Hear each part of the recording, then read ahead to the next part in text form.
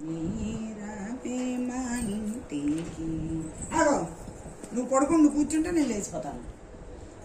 ఎందుకు రావే మా ఇంటికి రాజితముగా నెలకొన్న సూక్ష్మముగా మోక్షమిచ్చు భజన చేస్తావా? బృందావన దారి సూక్ష్మముగా మోక్షమిచ్చు సుందరి బృందావన దారి లక్ష్మి రావే మా ఇంటికి క్షీరాబ్ది పుత్రి వరలక్ష్మి రావే మా ఇంటికి. పసుపు కుంకుమ పరిమళ ద్రవ్య పంచబిల్వముల పూర్ణ కలసము మాతా నీకు ప్రీతితో ప్రఖ్యాతిగా సమర్పించు.